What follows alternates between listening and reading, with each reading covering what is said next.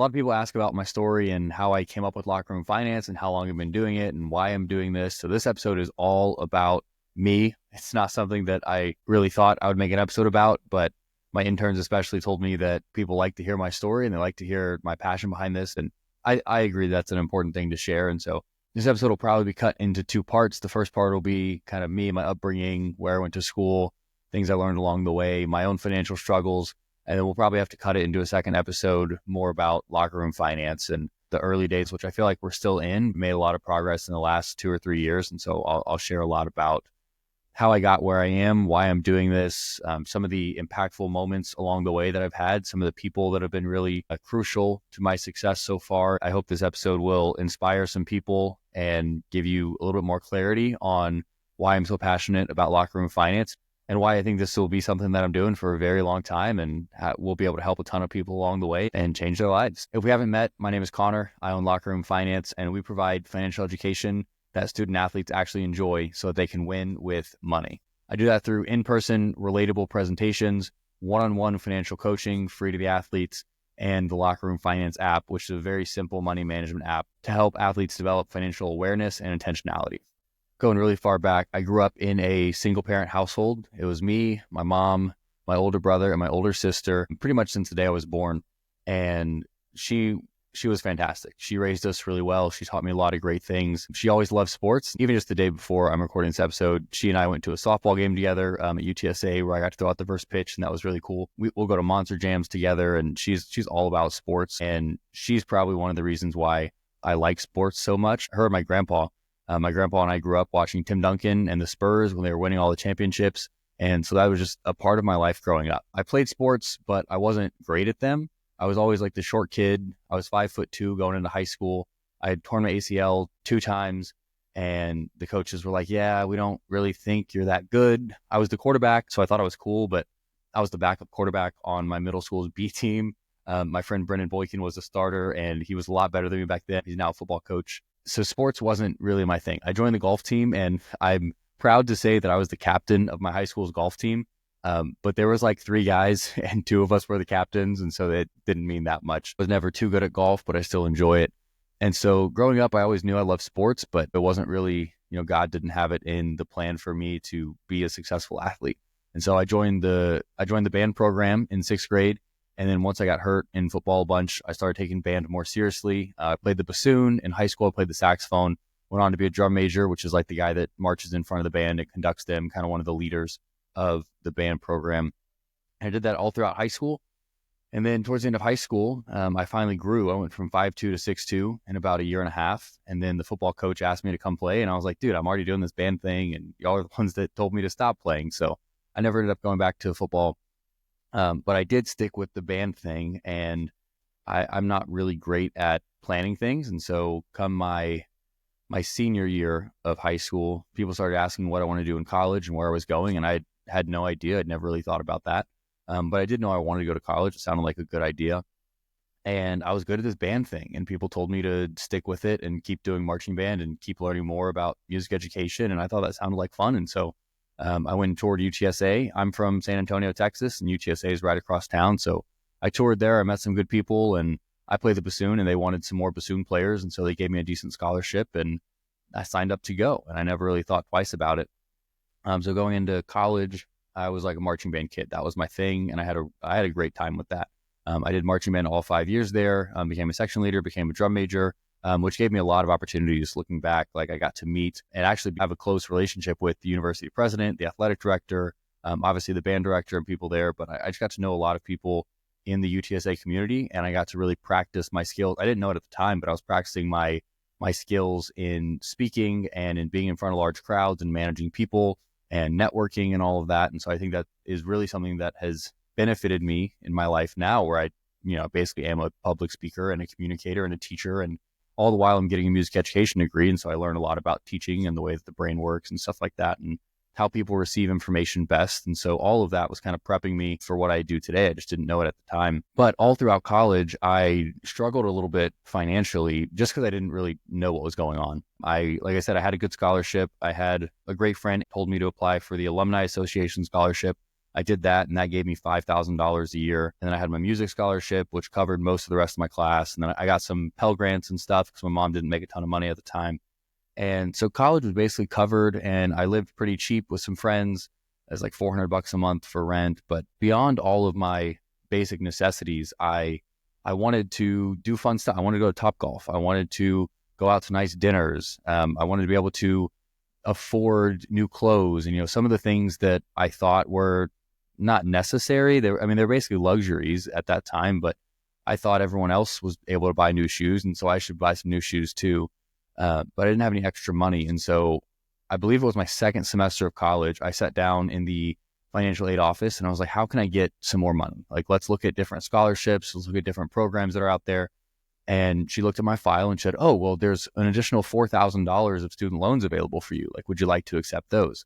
And me being, 18 years old, and all I heard was $4,000. Would you like that? And I said, yes, because who wouldn't want $4,000 when you're 18 years old and you're struggling, financially just a little bit? And so starting that semester, I took out student loans every semester until I graduated. And it was probably took me 2 years to realize they were actually loans, because the lady that worked at the financial aid office that gave me the loans, she didn't tell me that I had to pay them back. I mean, I'm sure she did, but at least it wasn't imprinted in my mind that, okay, this is money that I am borrowing and I will have to pay back someday. To me, it was very similar to a grant, to a scholarship. It was just money people were giving me to go to school. And looking back, I know that, that's so wrong. If it's a loan, it's something you're agreeing to pay back. I never really thought about that. I didn't know how many student loans I was taking out. I didn't know my overall balance. All I knew is that I was getting more money. And with that money, I could take my friends on a trip all the way to El Paso and watch the team play football. I knew I could drive to Biloxi with some buddies and watch a baseball tournament, and we could eat good food while we were there. And I saw the benefits of it. I never looked at the downsides of how am I going to pay this back, or what are student loans even mean? Like, what is an interest rate? I had no idea about any of that stuff, but I was having fun, and college was a great time. Again, I went to UTSA here in San Antonio, and that was one of the best things for me. I met a lot of great people, mostly in like the music world. For my last couple of years, I was fortunate enough to meet a lot of student athletes that knew me a little bit because of the band stuff. Again, I was one of the drum majors, and so I got opportunities like going to teach the football team how to sing the fight song. And I would always be kind of on the same stages as the quarterback and the star pitcher and people like that. And so I got to know some of them and actually became friends with them. There's a lot of people that I've been fortunate enough to meet and develop friendships with throughout the years. And some of them Dylan Rock, Palmer Wenzel, like I used to play racquetball with them 2 or 3 times a week, even like during their baseball season. All that to say, I was developing really good friendships with a lot of student athletes. Another thing that God put in my path for a reason, and I just didn't know it at the time. At the time, I was just like, man, this is really cool. Like, I think athletes are some of the coolest people on the planet. And for some reason, they want to hang out with me, and they're saying yes to going out to dinner with me and, getting lunch and playing racquetball and lifting weights and all this stuff. So I was just really happy that athletes wanted to hang with me. And then I guess fast forward to the spring of 2020, and my wife and I, or my girlfriend at the time, now my wife, her name is Shelby, and Shelby and I were in our last semester. So I was student teaching. She was finishing up her last semester of classes. She's a couple years younger than me, but she's really smart and finished college in 3 years. And because I studied abroad and I had a student teaching semester, so college took me 5 years. So we ended up graduating at the same time, which was a huge blessing. And that last semester, we were really involved with the baseball team, and we were always out there, and we knew a lot of people. And then COVID happened and everything shut down. Like, all the seasons stopped, basketball stopped, and nothing else was going to happen that semester. I was student teaching with a middle school band program, and then spring break happened, and I was supposed to go student teach with a high school band program, but the state kind of shut everything down, and they said, hey, congrats, you're going to graduate. Like, you don't have to do anything else. You just graduate. And similar with my wife, like, some stuff went online, but most of it was like, all right, we don't really know what's happening, so just congrats, you're done with college, which was really a weird experience for both of us, because usually graduating college is such a big thing for people. And like, for me, I knew that was something that I wanted to do, and I was proud of. And I hadn't worked too hard in college. I, barely kept a 3.0, but still, like, I was proud of the work that I had done. I was proud of the friends I had made and the memories and stuff. And so graduation was something we looked forward to, and that kind of got taken away from us. We never ended up walking the stage. We had like a virtual graduation thing. It was like a slideshow that we watched. But earlier that semester, like right on time while COVID stuff was starting, my girlfriend and I had a conversation about money and finances and what does marriage look like with money? And we had heard that a lot of people get divorced because of money problems and money fights. And so we didn't want to do that. We wanted to set ourselves up for success. And so in that time, we started discussing what does money look like between us when we get engaged, when we get married, and who's going to pay for what. And I had to buy a ring and I had no money, but again, I was living off student loans and I guess I wasn't super open about that. I wasn't like hiding it, but I never really talked about it. And so it came to a point where Shelby and I were talking and she asked me a really simple question. And this is kind of like a key point in the presentations I give, because I think most people have never heard the question, do you have a plan for your money? And I had never heard that question. I had never really thought about it. My mom kind of listened to Dave Ramsey a little bit. And so I knew some stuff about like get out of debt and save up. And I never really thought about it for me. I think like most people in college, I was a kid having fun and I didn't really think about too much and didn't really think about the future. And so she asked me if I had a plan for my money. She asked me, okay, you have these student loans. It's about $22,000. Are you going to pay those off before we get married, before we get engaged? Are you going to pay them off like slowly? What does it look like? And my wife was fortunate enough to not have student loans or anything. And so I kind of felt like it was my problem. And I don't advise this. I don't tell people that you have to pay off debt before getting married, because I think in a marriage two become one and you bring a lot of stuff with you, more than just your finances and your net worth or your debt or whatever. And so that's not necessarily a qualification to get married to be out of debt. But for her and I, we agreed that I could and I should pay off my student loans before we got engaged. And I didn't really know how I was going to do that, but it seemed like something I could do. So I thought it might take me a year or so. I was about to get a job as a band director. But then the COVID thing really in my life came at a perfect time. And I know a lot of people struggled with it. My grandpa ended up passing away a year or so into the COVID thing. Not from COVID, but like it was kind of from complications of that, I guess. And so like it was a tough thing for a lot of people. But, I was fortunate enough that in my own life, I saw it as a huge blessing that it allowed me to shift my focus during the spring and summer of 2020. My focus was become a really good middle school or high school band director, network a bunch, get a good job. And I got close to a lot of good jobs. I ended up actually getting one of the best jobs I think I could have gotten. But in that season, my brain was all about getting a job as a band director and what does it look like and how am I going to find that. I didn't think too much about my loans or paying those off or anything. I knew I wanted to get married and I knew we wanted to get engaged, but it wasn't a priority of how am I going to take care of these loans. And so COVID really in my life was a blessing because it allowed me to reshift my focus to, okay, no one knows what's going on. There's no script for this. There's no plan for this. And so I saw that as an opportunity to make something out of it. And I was in a position where I'm really healthy and I was taking precautions, but I wasn't too scared of everything. And I felt comfortable going and doing work that some people didn't want to do. I think I was rewarded really well for that. And so I signed up for, it's basically like DoorDash or Uber Eats, but it's called Favor. And so HEB is Texas's favorite grocery store, and Favor is their kind of branch out, their version of DoorDash. So I signed up for that and I just started driving and I was delivering people's fast food when it was open. I would also deliver people's groceries. Like I would go inside and I would shop for them and I would get their orders and call them to make sure I was getting it right. This was back when stuff like this wasn't as common as it is today. People used Uber Eats and stuff, but now they use it so much more than they used to just because of this COVID time. And so I was the guy delivering everyone's food. And the first week I probably worked 10 hours or so and made a couple $100. But then I saw it as a huge opportunity that I had so much time on my hands. And, finally they told us student teachers, like, you don't really have to student teach. And so I had a lot of time on my hands and I just kept driving. And Favor has an incentive program that they have set up, which I think is really cool. Basically, if you deliver a certain amount of orders either per day or on a weekend, then you'll get bonuses. And so I remember one of them was if you would deliver 30 orders over a weekend, they would give you an extra $250. It was something crazy like that. And so I did the math and I could deliver a couple orders an hour. And so I just did 30 orders a weekend and got the extra $250 for free. And every time they ran a promo like that, I got every single one. Some of them were difficult. I mean, a lot of times I ended up driving for 12, 14, sometimes 16 hours a day, but I was making money. And that was the first time in my life that I'd been making money with a goal. In the past, I mean, I'd worked at Chick-fil-A, I worked at Pump It Up, the inflatable bouncy house thing. I'd worked at Six Flags. I worked at, I applied for Domino's, got hired, and then they never scheduled me. So I don't know what happened there.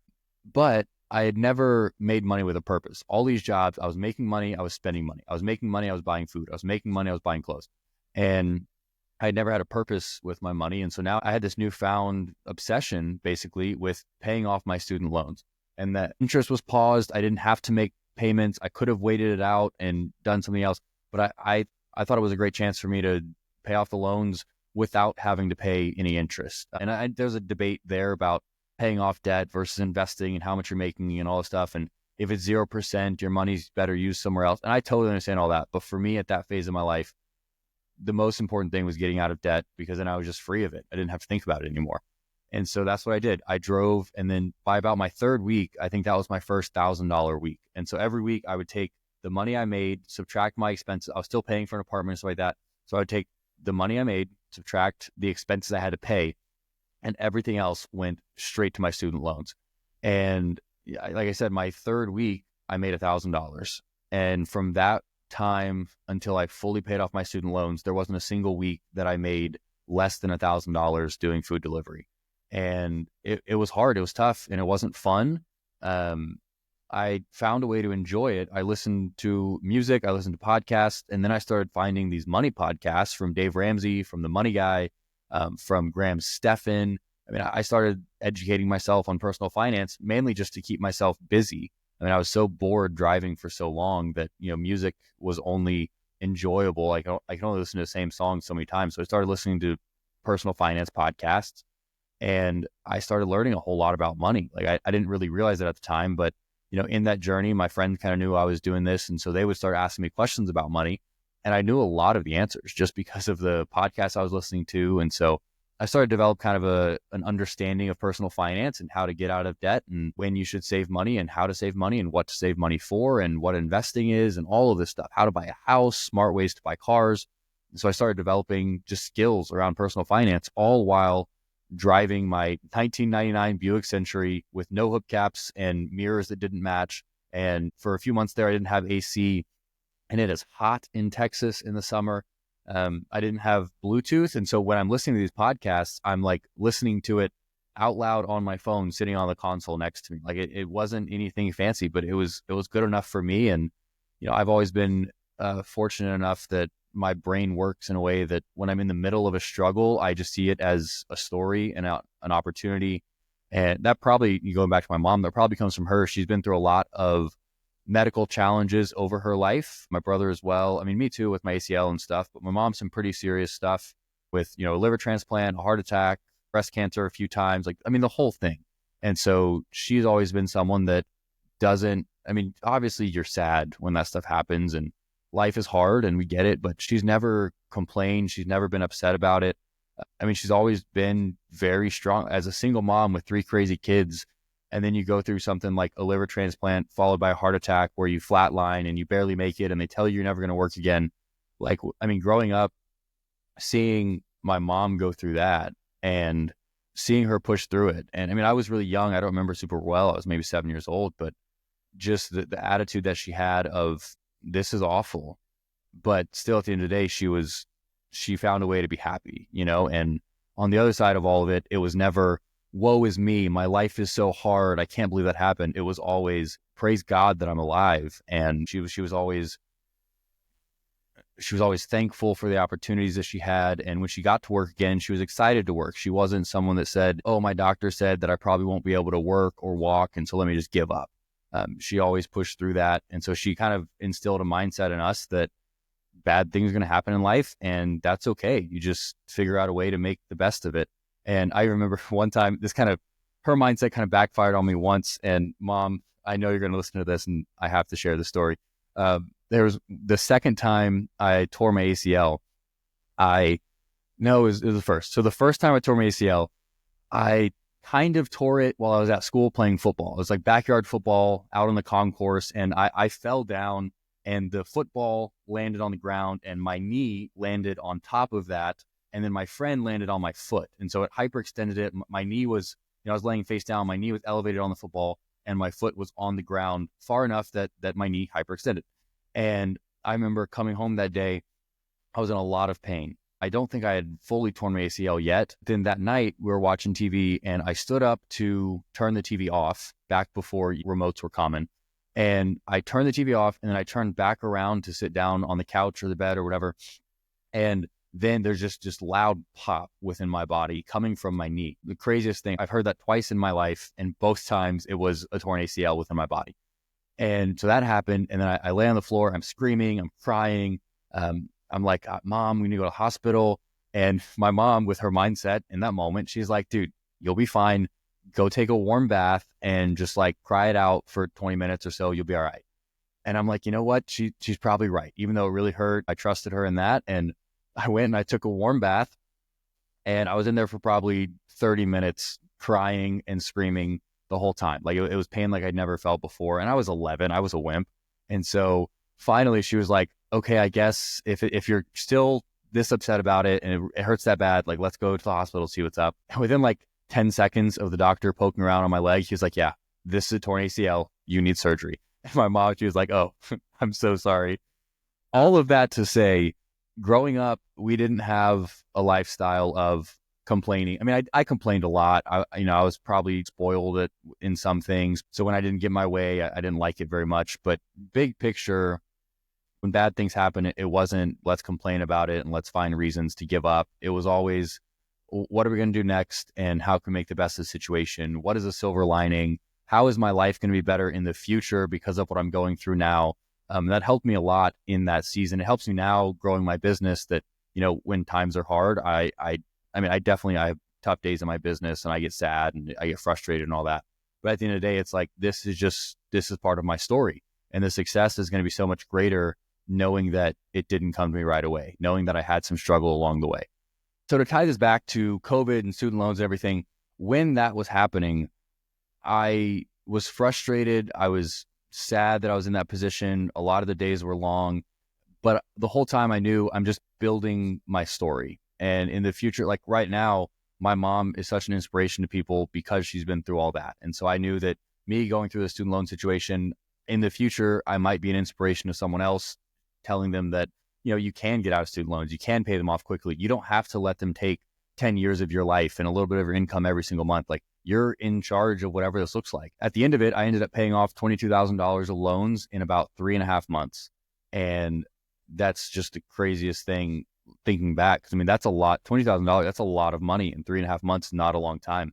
But I was hustling. I mean, even so much that Shelby, if she wanted to hang out with me, like sometimes I'd take a break and go see her, but a lot of times if she wanted to hang, she would just hop in the passenger seat and deliver orders with me. So she would be the one texting the customers and making sure we get the order right. And I'd be the one driving. And during the COVID time, that was a lot of the time we spent together was in my car, driving around, delivering other people's food. And every time I would deliver food, I would say, hey, I'm driving favor to pay off my student loans. Any tip you can give me is going directly to paying off my student loans. And I think that changed a lot of people's tips. I mean, I had some times where people had $20 in their hand and they went back and got a 50, or, on the app, you could see they add an additional tip. And so I was very intentional that was what that money was for. And, full transparency, my family helped along the way. Not much, but at the end of it, so I had a couple $1,000s left and it was right around my birthday. And, everyone had seen how hard I've been working. And my grandma, she ended up writing a check to pay off the last few $1,000s of my student loans. And I was really surprised at that. I mean, my grandma's always been very generous and she's helped us out a whole lot, especially with my mom's struggles. My grandparents stepped in to help out when we were growing up, but I didn't expect thousands of dollars for my birthday, usually a couple $100. But her statement was she saw how hard I was working and she wanted to reward me for that. But she also knew the girl that I was trying to marry. And she knew that paying off my loans meant that I was one step closer to buying a ring.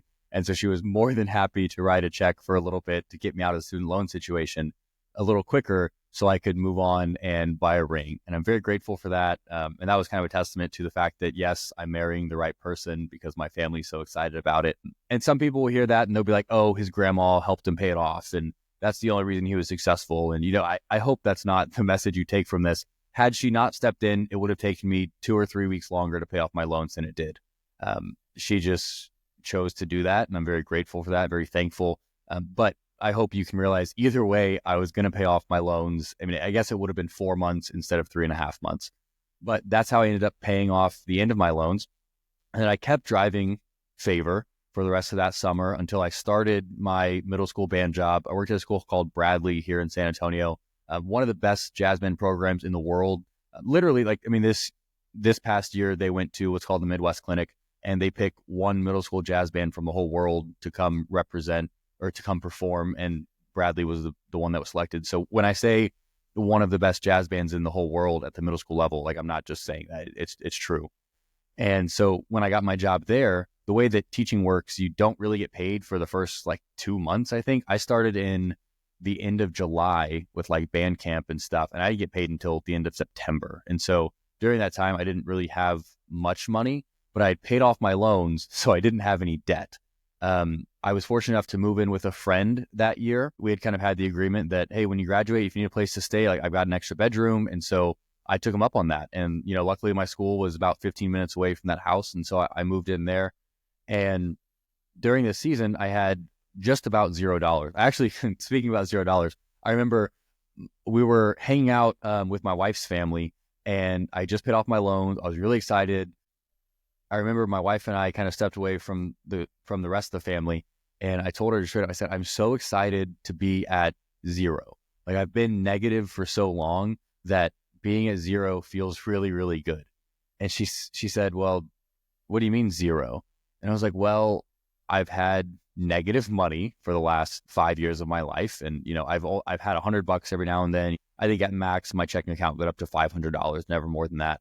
And now I have zero. And so now I'm excited to be able to build my money instead of just paying off the loans, which I was doing so much. And that was a really impactful moment for me. I felt like I had accomplished something, because I didn't have any money to my name after I paid off my loans. My checking account literally went to $40 or so after I paid off my loans, but I didn't have any debt, and that felt really good. And then in that season, of course, when you make progress, difficult things come your way.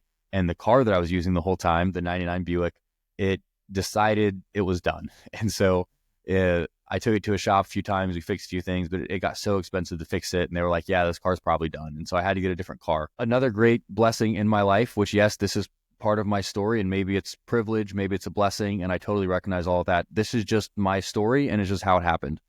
In that season, I had to get a new car. I had identified a $2,000 car. Maybe it was $3,000. Funny enough, it was another Buick. It was a bigger car. It was a 2007. And so it was a 13-year-old car at that time. And some guy was selling it for $3,000. And this guy, this is bad money advice. He didn't trust banks. And so he bought cars and had a parking lot full of cars. And when he needed money, he would sell a car to make money. Really bad finances for that guy. Don't do that. Okay. Don't keep your money in cars. Keep your money in banks. But I identified this car that I was going to buy. Driving Favor, I had made about $1,000. The car went out. I put a couple $100 into fixing it. And so I was on track to make up that couple $1,000 and then go buy this car. My grandma, again, being the awesome person that she is, wanting to take care of me and see me flourish and marry Shelby, she stepped in and she offered to buy that car for me because she knew that I was doing the right things with my money. I think that's a big part of this. Is a lot of times people will expect help from others when they're not doing a lot of work themselves. And I see this in my own life in different areas where I want other people to help me, but I'm not really putting in the work myself. But in this season of my life, I was really putting in the work financially, and people were noticing that. And so my grandma wanted to help, and I wasn't going to turn down a free car. And so she bought me this clunky little $3,000 car, again, with a lot of stuff that didn't work. And that's why it was so cheap. She's not going out and buying me brand new cars or anything, but she did step in on that.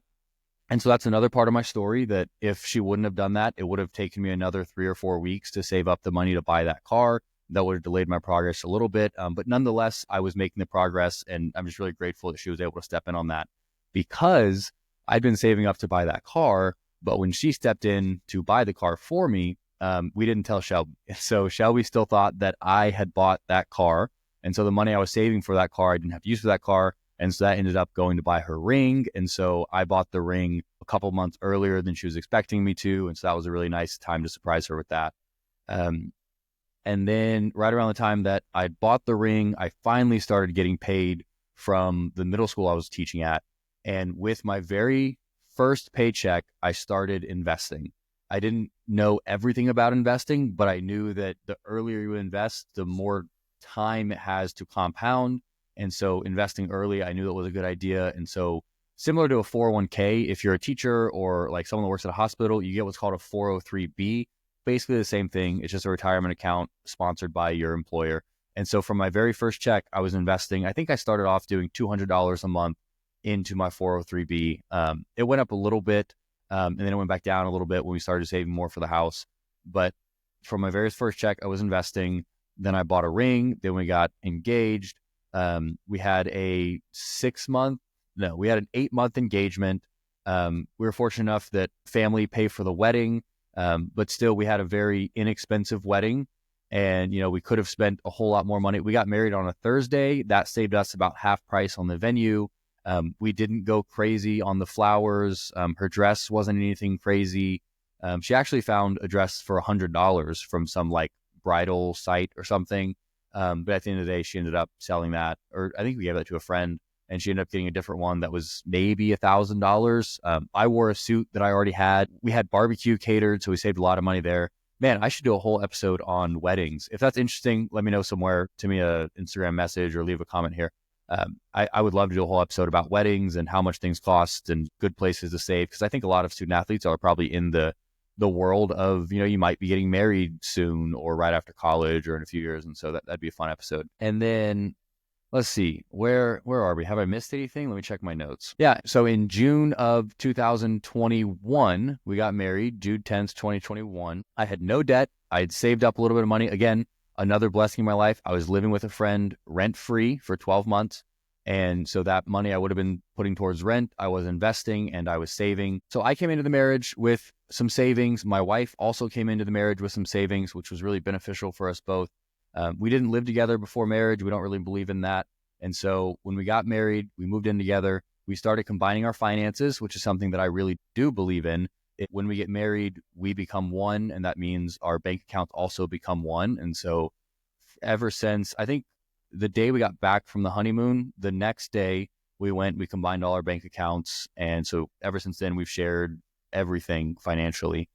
And that's been a really big blessing for us. It's been really beneficial in our lives. It doesn't work for everyone, and some people don't agree with that. But for us, sharing our money has been really beneficial for our financial success, and just for our relationship, for our marriage. It's been really beneficial for us. That car that I bought, the $3,000 2007 Buick, it was not a great car. Like the seat wasn't like you would sit in the driver's seat and you would sink down because it didn't really have any kind of support under that. We kind of makeshifted some stuff, but it didn't really work. And to turn it on, you would kind of have to jiggle the key a certain way. No, you'd have to. So to turn on that car, you'd have to hold the brake and give it a little gas while you're turning the key. Usually try 2 or 3 times and then it would start. That was something, I'm not a car guy. At the end of the day, that was like some kind of a simple fix, but I thought that was just something that old cars did. It was like a $200 fix and someone fixed it really quick. But in that season, I was, struggling with this car again.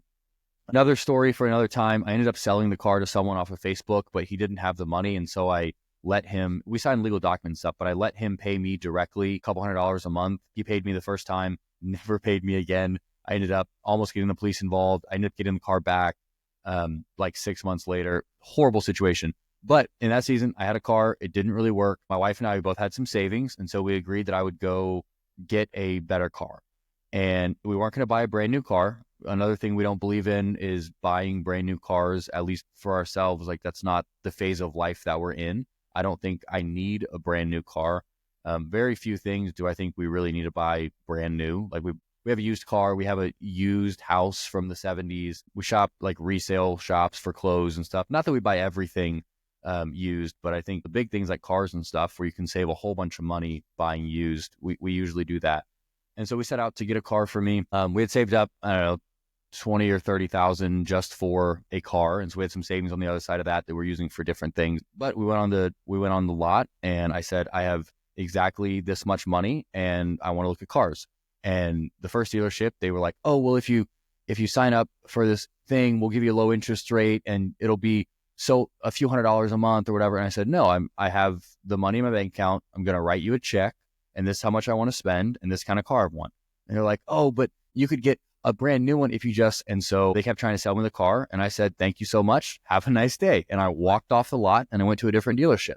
And I said, hey, I have this much money. I'm looking at a 5-year-old, maybe a 6-year-old car. I want it under 100,000 miles. I like Toyotas, things like that. And they said, oh, but if you get a brand, I said, listen, I just walked off another car lot. And if you try and get me to buy a brand new car, I will walk off this one too. And they understood that. And so that's the place I ended up buying a car from.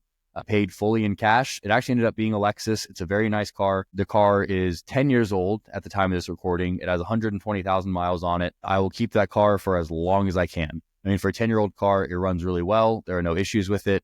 I really like the car. I enjoy it. It's definitely the nicest car I've ever drove in. It's definitely a luxurious part of my life, and I'm grateful to have been able to afford that.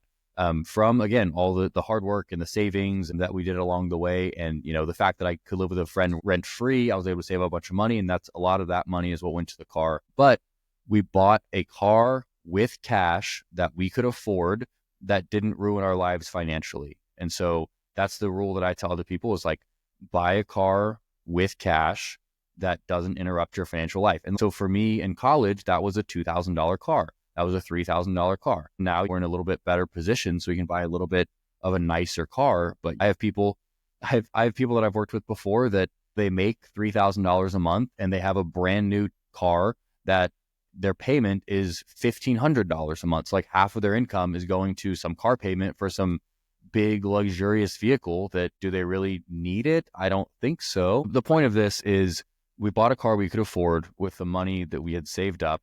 Now we're married. I have 0 student loans. We move in together. We combine our finances. And then pretty much we move on with our lives. We both have jobs. We're both happy. We moved downtown San Antonio near a place called the Pearl. We had a little bit of a view over a park down there. We could see the Tower of the Americas. We were a mile from the Alamo. It was a really fun thing that I'd always wanted to do, was just to live downtown. And we really enjoyed and appreciated our time down there. We adopted a dog. His name is Chap. He's still with us. He's a black and white poodle. We love him. Yeah, so we just lived that life for a little while longer. And then slowly other people started asking me, how did you do it? How did you pay off your loans so quick? And so I started, telling people that I just worked like crazy and paid off the loans quick. But, fortunately, with all those podcasts and books and stuff I was reading, I had learned quite a bit about personal finance. I didn't know stuff about the stock market. I knew a little bit, but I don't know a whole bunch about crypto at the time. I didn't know a whole lot about, home ownership and mortgages and all this stuff. But I did know, because I had lived it, I knew how to get out of debt. I knew the mindset required. I knew the mindset for saving. I knew a few things about, we're brand new to the whole marriage thing, but we had been on the same page financially for a little while. Even before we were sharing money, we were at least talking about money a lot. And so I knew a little bit about how to manage money with a partner. And that was all really beneficial stuff that other people were asking me questions about. And I remember one time a friend of a friend reached out and they said, hey, how much do you charge to help people with their money? I mean, my first thought was, I don't charge anything because I just kind of like helping people. But then I thought, man, would people actually pay me for this? And I said, I've never really charged someone, but what were you thinking? And I don't know, like $20 an hour, $50 an hour. And that person ended up being the first person to pay me for my services. I'd helped a lot of people for free, but they were like, yeah, I really want to compensate you for this. And so we met every month, and they ended up paying off some loans and making some savings. And then I started kind of marketing myself as a financial coach on the side to my middle school band job, again, which I loved. But that slowly started to grow. I'd spent 4 years teaching middle school band, and I would say my third year, I had probably 5 financial coaching clients that were paying me on the side of being a middle school band director. And I always got more excited about the financial coaching meetings than I did about going and teaching every day. I wouldn't be surprised if somehow my students found this episode and listened to it. And so to my old students, I loved them. They were great. There were a lot of good people that I got to work with there. The employees, Carlos was the other band director there. Miguel was there. Casey Newman. I mean, everyone that was working there were great people, and I loved the job. I think I was at the best school for me, right? I think God put me there for a reason. And again, the jazz band was cooking. They were very good. We won all the awards. Had 3 jazz bands. We had 5 jazz bands, but 3 of them that would go compete. And we would get first place and second place, and sometimes third place too. And I mean, it was cooking. It was very, very enjoyable. I was pretty good at it. Again, I never tried too hard with it. I was just kind of myself, and I had some skills around teaching, and the kids seemed to latch onto that. I give all the credit to Carlos when it comes to the success of the music side of things, because I did some stuff with that, but truthfully, I was never fully bought in on that side of things. But I was fully bought in on the kids and, making it a safe space for them, an enjoyable place, a place where, if you have a good coach or a good teacher, like, you want to do well in their class and you want to try hard, you want to practice more, you want to hang out there after school. And so I was that guy, and I was really, really good at that. But even with all of that, I was never apathetic, if that's the right word. I was never apathetic to teaching. I just didn't love it as much as helping people with their money. Because when I was helping people with their money, I would see real life results. I would see lives being changed. And I know I was changing lives as a teacher, but just to be honest, I care more about changing someone's trajectory of life when it comes to their finances than I do about teaching an 11-year-old how to play a clarinet. Like, that's never been my thing. Like, the music thing has been a big part of my life, but looking back, it was always the people. It was the relationships. It was the trips. It was the fun. It was the leadership opportunities. When it comes to the actual music side, I was always really good at that. And I really enjoyed it. Like, God gave me some natural talents on the music side of things, but I was never really, really invested in practicing and developing my craft as a musician.